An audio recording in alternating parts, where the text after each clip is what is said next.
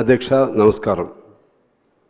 ఈరోజు ముందుగా తెలంగాణ ఆవిష్కరణకు ఎంతో త్యాగపూరితమైనటువంటి పాత్ర నిర్వర్తించి సత్యశీలిగా అన్నమాటకు కట్టుబడినటువంటి ఎన్ని నష్టాలు కష్టాలు వచ్చినా సరే తెలంగాణ ఇస్తానన్న మాటను నిలబెట్టుకున్నటువంటి ఒక గొప్ప మానవతామూర్తి, తెలంగాణ అభిమాని సోనియా గాంధీ గారి జన్మదిన పర్వాన వారికి నా తరపున, మా భారత కమ్యూనిస్ట్ పార్టీ తరపున వారికి జన్మదిన శుభాకాంక్షలు ఘనంగా తెలియజేస్తా ఉన్నాను.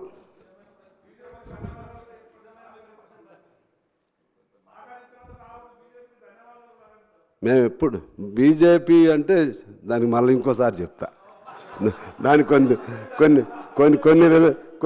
కొన్ని రిజర్వేషన్స్ ఉన్నాయి. Okay, thank you.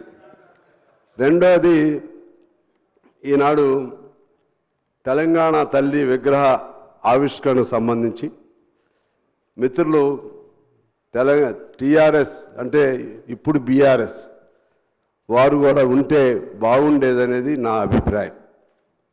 కారణం ఏమంటే, మీరు అనుకున్నట్లుగానే, మీ మనసులో ఉన్నట్లుగానే, మీ భావనకు అనుగుణంగానే అన్నీ ఉండవు.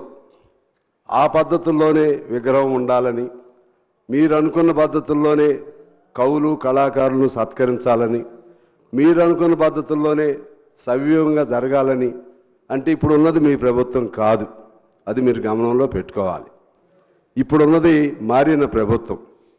వీళ్ళకు కూడా కొన్ని లక్ష్యాలు ఉంటాయి, కొన్ని ఆశయాలు ఉంటాయి, కొన్ని ఆకాంక్షలు ఉంటాయి, కొన్ని అభిప్రాయాలు ఉంటాయి.